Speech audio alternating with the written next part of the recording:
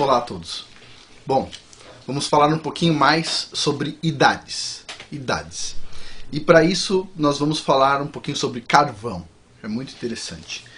Eu vou apresentar o trabalho de 3 pesquisadores para mostrar que as idades que a geologia mostra em geral estão superestimadas.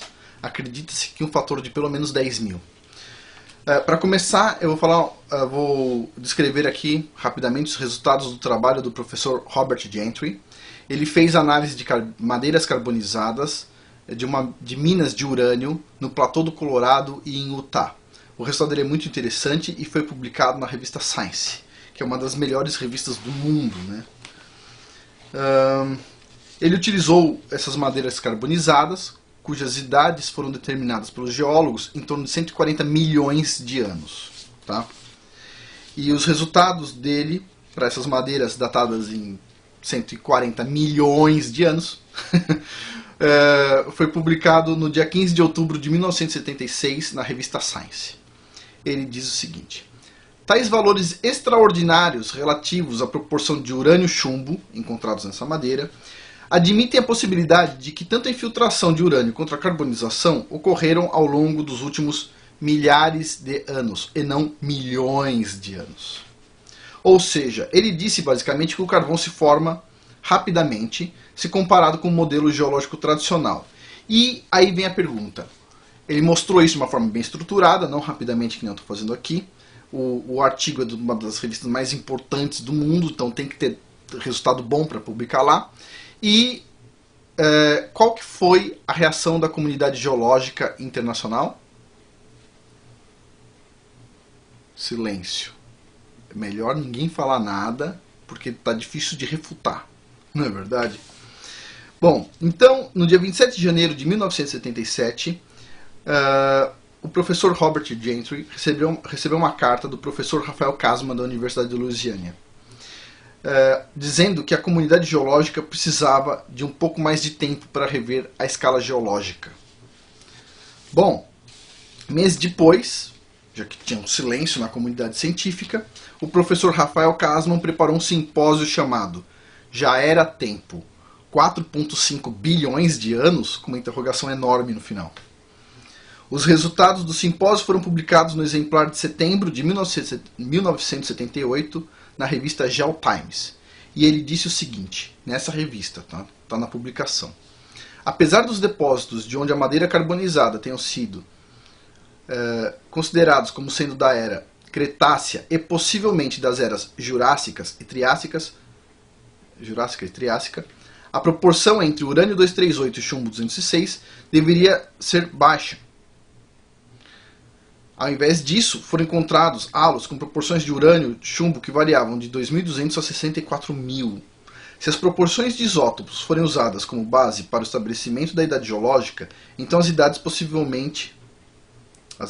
atualmente aceitas podem estar elevadas a um fator de 10 mil, admitindo a possibilidade de que as idades da formação devam ser medidas em milênios e não em milhões de anos ou bilhões de anos.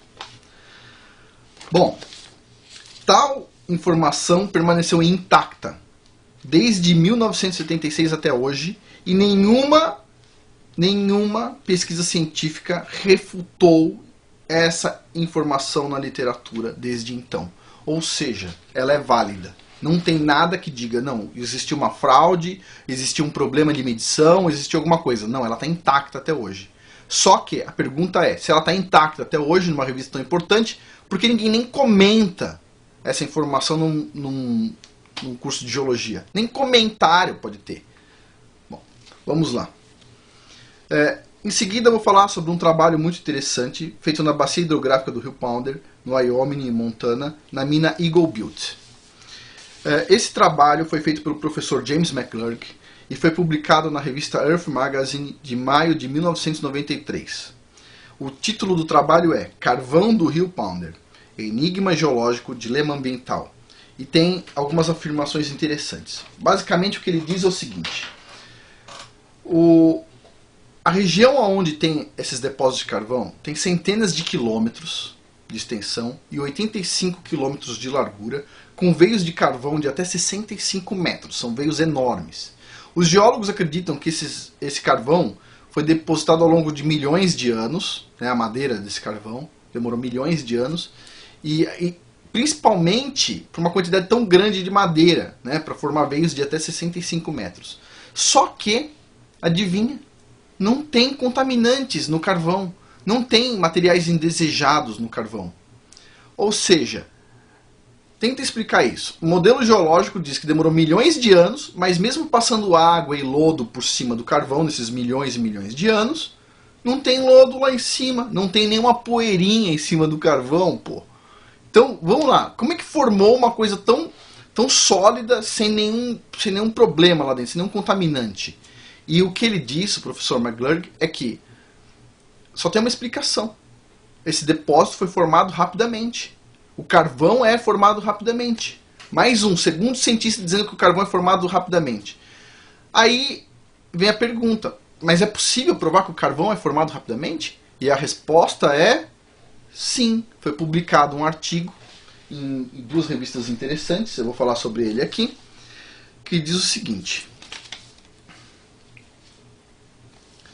Olha só. O artigo foi publicado na revista Chemical Engineering News, no dia 21 de novembro de 1983, e mostra como a equipe do laboratório Argonne criaram um carvão sintético em 8 meses. Esse resultado foi replicado na revista Nature, de 28 de março de 1985, na página 316, para as pessoas que ficam reclamando quando põe a referência. Leia-se o seguinte, nessa página, na revista Nature, a melhor do mundo. Williams e seus colegas do Laboratório Nacional Argonne levaram menos de um ano para preparar um carvão sintético inteiramente caracterizado. Esse carvão não pode ser distinguido de um carvão verdadeiro com todas as técnicas aplicadas até o momento. Na verdade, o carvão foi feito em 8 meses. 8 meses é possível você fazer carvão. Uau! 8 meses. Então, vem a questão. Os milhões e milhões e milhões de anos viraram 8 meses. Então, quer dizer, o geólogo diz que precisa de milhões de anos para formar o carvão. E, de repente, eles descobrem que precisa de 8 meses. Ah, interessante. Eles dizem que o carvão tem 140 milhões de anos de idade. De repente, o geólogo vai lá, faz a medida e tem quanto? Alguns mil anos de idade. 3.000, na verdade.